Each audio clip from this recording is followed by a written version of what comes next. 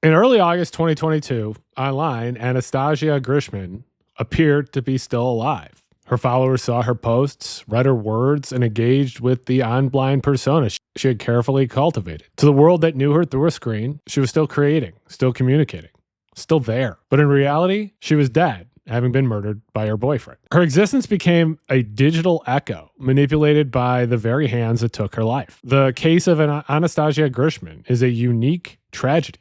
A story at the dark intersection of intimate partner violence, the creator economy, and the vulnerabilities of someone who has their life online. This is the disturbing story of Anastasia Grishman. Let's get spooky. Hey, spooky people. It's your best friend Kenny here, and we are back with another spooky, disturbing story. Before we get to today's story, let's make sure that you are subscribed to this channel, The Spooky Lawyer. Let's make sure that you click like and share this video. Share this video with true crime people, because this is a true crime story that I haven't seen a lot of in the true crime space. The story of Anastasia Grishman is a story of a vibrant young woman, an influencer and tattoo artist who transitioned into the world of adult content, a move she would later reveal was pushed by her husband, Dimitri Chernyshov. Chernyshov was her spouse.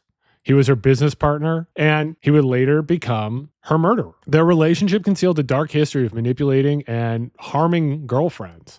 The private horror of this dynamic erupted into public view during a fateful appearance on a Russian reality TV talk show. The show was set up as an intervention of Anastasia's parents. It saw Anastasia's mother weeping, begging her to abandon her new career, while experts lectured her on her choices. It was here that Anastasia admitted that Chernyshov was the one who influenced her to make these choices. After this public disclosure, her life reportedly spiraled completely. She vanished from public view, and her presence was maintained solely by posts on her social media accounts. A facade that delayed the discovery of what actually happened to her. The murder of Anastasia Grishman is an example of modern coercive control. It shows how platforms that promise financial independence and personal empowerment can be twisted into instruments of exploitation and isolation in the hands of an abuser. And it demonstrates how a public cry for help, even when broadcast on national television, can serve as a catalyst for the final, fatal escalation of violence.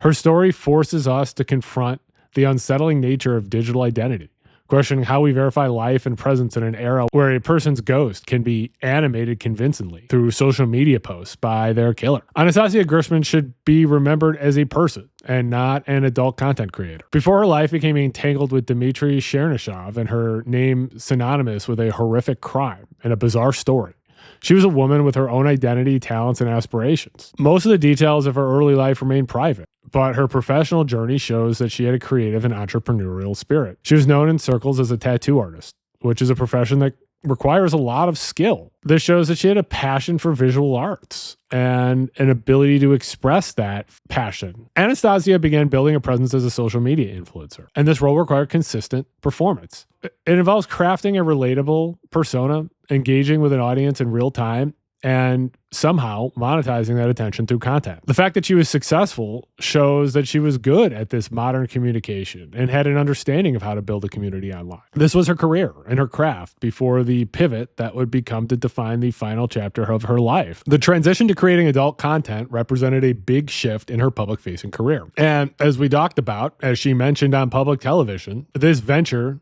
began only after she met Dmitry Chernyshov. These adult content platforms are marketed on the narrative of empowerment and claim to offer creators autonomy, direct financial control, and a way to bypass traditional gatekeepers. And for many, it's true. It's a viable and liberating career choice.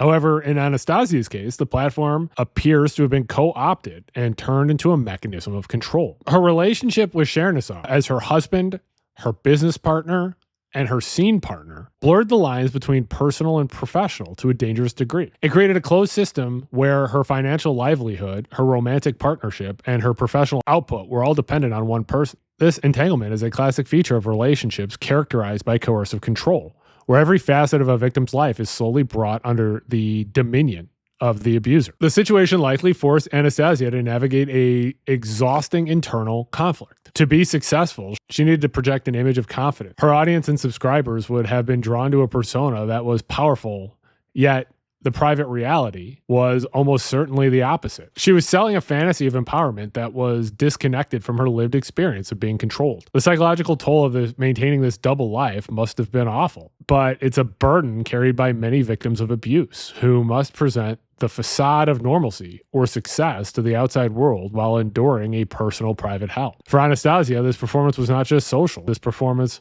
was her job, a constant and monetized act of projecting a reality that was not her own. Dmitri Chernyshov has been convicted of her murder and sentenced to 8 years in maximum security prison in Russia. She controlled every aspect of her life as her husband and business partner, blurring personal and professional lines and controlling every aspect of her life. Chernyshov had a dark history of manipulating and beating girlfriends into becoming adult content creators. This changes the story of his relationship with Anastasia. It suggests that her entry into becoming an adult content creator was not her decision, but the latest iteration of a predatory pattern. He is a serial manipulator who allegedly used violence and coercion as tools to force women into a specific line of work for his own benefit. This shows the dynamic of their relationship. It indicates an MO built on identifying vulnerabilities and exploiting them through a combination of psychological manipulation and physical violence. The act of forcing a woman into a profession is the most visceral form of control, and it strips them of their agency and, in this case, bodily autonomy. The manipulation is insidious and involves the erosion of self-worth, the isolation from support networks, and the creation of a reality where the victim believes they have no other choice.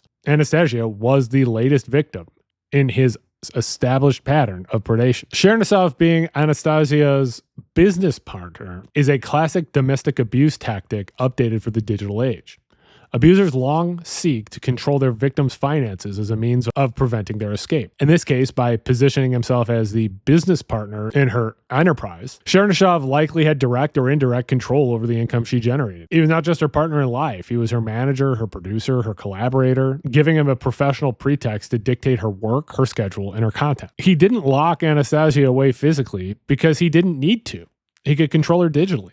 He controlled her means of production, her brand, and her finances. The very things that offered Anastasia a potential path to financial independence became a pipeline for exploitation, with this business partnership serving as a legitimate-looking facade for a deeply controlling and dangerous relationship. The turning point in this story was Anastasia Grishman's appearance on a Russian reality TV talk show. This appearance transformed into a high-stakes public intervention that appears to have set in motion the final fatal sequence of events. The program's format was odd. On one side were experts prepared to lecture Anastasia on her life choices, and on the other was her own mother, who cried, begging Anastasia to stop her work as an adult content creator.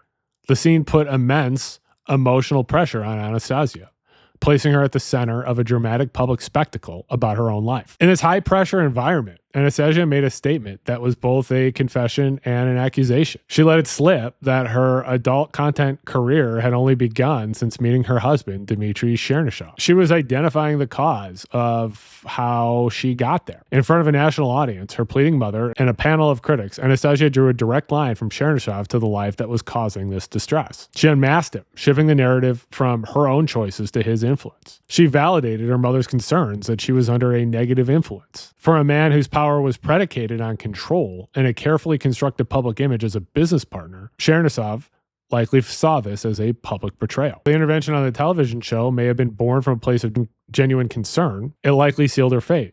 For a perpetrator like Chernyshov, whose history involves violence and manipulation to maintain dominance, the public humiliation on the show would have likely represented an intolerable loss of control. The foundation of a coercively controlling relationship and the abuser's ability to dictate the narrative and maintain power within the private sphere. This TV show appearance shattered that privacy. And abusers would likely have a dangerous reaction to this type of public unmasking. First, the exposure threatens their narcissistic self-image, a man who led Anastasia down this path. Second, it showed a fundamental threat to his control over her. By speaking her truth, Anastasia demonstrated a flicker of agency that he needed to put out. Research shows that the most dangerous time for a victim is when they attempt to leave or when the abuser feels their control is slipping.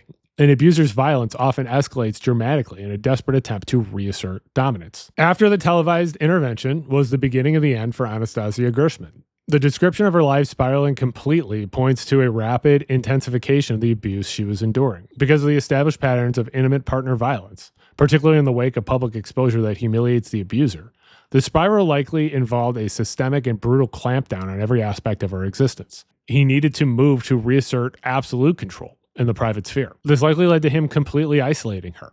Any remaining connections to friends or family, especially the mother who had participated in the intervention, needed to be severed, and her access to communication may have been cut off, her physical freedom curtailed. The psychological and physical violence would escalate in frequency and severity. This was a dark, silent period where the last aspects of her as herself were extinguished, culminating in her murder. Following the spiral, Anastasia Grishman disappeared. She was no longer seen in public, and communication with those who knew her ceased.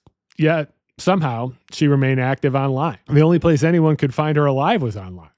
And this is the strangest part of this crime. Dmitry began impersonating her online. He began posting on her accounts, creating an image of her presence to deceive her followers, friends, and family. Now, on one level, this impersonation was a calculated tactic to delay the discovery of the crime. An influencer being absent online is quickly noted by their community, and by maintaining a stream of content, Chernyshov could create the illusion that she was alive and well, perhaps just taking a break or dealing with some personal issues. And this bought him time, preventing the immediate raising of alarm and the launch of a police investigation. He was creating a digital smokescreen for his murder. But the psychological aspect of this act is far more disturbing. The impersonation was the ultimate expression of coercive control, a final narcissistic act of domination that extended beyond her death. In life, Chernyshov had allegedly controlled her body, her career, and her finances. In death, he sought to control her identity, her voice, and her legacy. He was manipulating her digital ghost, making her say and do what he wanted, reducing her entire existence to a tool for his deception. This is a violation, a continuation of the abuse even after the victim can no longer suffer. It's an assertion of ownership over her memory, over her public self, and the ultimate act of erasing the real Anastasia and replacing her with something of his own making. The case of Anastasia Grishman demonstrates how fragile and vulnerable these digital selves can be. It exploits the trust that we place in online interactions, that a post, a message, a photo are proofs of life. The deception couldn't last forever, and after a welfare check, she was found stabbed at least 22 times, mostly in the neck, chest, and back. Her body was found in the bathtub on August 10th, a full week after her murder. At first, Dmitry claimed Anastasia had been suffering from depression and had asked him to kill her. He later confessed to stabbing her from behind while she was lying down. Court documents say he gave conflicting stories. One minute, he was acting like it was a mercy killing, and the next, he was saying he just lost control over an argument. The real motive, according to Russian prosecutors, was jealousy and ongoing domestic conflict. Neighbors had apparently heard them fighting a lot, and her friends described their relationship as tense. Some reports said he didn't like how much attention she got online, which is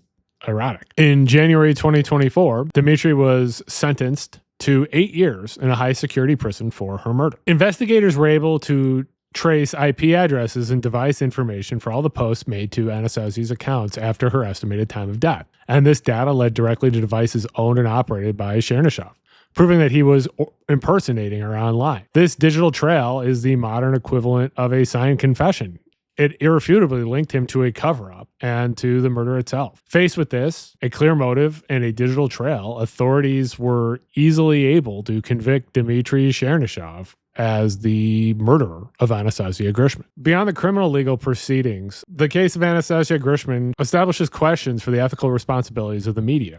The reality TV show that served as a catalyst for this final tragedy shows questions about the duty of care that producers owe to their subjects. The program placed Anastasia in an incredibly vulnerable position, orchestrating a high-pressure intervention for public entertainment. It didn't provide her with resources afterwards. I'm sure the show's creators didn't intend to cause harm, but they created the conditions for a predictable escalation of violence, and then left her out on an island and didn't help her get out of that situation. This creates a question. What is the responsibility of this television show for what happened? It seems like to them, she was simply a character in a dramatic episode. She was abandoned once the camera stopped rolling. This is a good reminder that behind every story is a human being, and the act of broadcasting and exploiting trauma can have real-world consequences. Ultimately, the most important thing to remember from this case is Anastasia Grishman herself. She wasn't just an influencer. She should be remembered as a woman whose life was systemically dismantled and ultimately extinguished by a pattern of abuse. She was a daughter, an artist, an entrepreneur, and she made a public cry for help on television. That was an incredible amount of bravery in an impossible situation. No one answered that call. In order to prevent tragedies like this, it's important to see the warnings that are in her story, recognizing the signs of coercive control and understanding that public exposure requires more than just a single act, that people have a responsibility afterwards to help people out and take care of them. Make sure that you're subscribed to this channel, The Spooky Lawyer. Make sure that you click like and share this video. Follow me on Twitter, Blue Sky, and TikTok. My username is The Spooky Lawyer. If there is a spooky or disturbing story you would like me to cover, leave a comment. If you like the video, leave a comment. I read all my comments and I respond to most of my comments. Or if you're feeling shy, send me an email. My email address is thespookylawyer@gmail.com. If you'd like to support the channel, there is a link in the description to buy me a coffee. So you can buy me a coffee or you can become a member of the channel. The lowest tier membership is $1.99 and it gives you access to exclusive videos and access to my videos before they're made public. I'm going to put the names of all the people who have donated to this channel here, and I'm going to put the names of all of the members of this channel here. Thank you all very, very much. You also support me by clicking like, sharing, and watching my videos. And it truly means a lot to me that you watch my videos. And please stay spooky.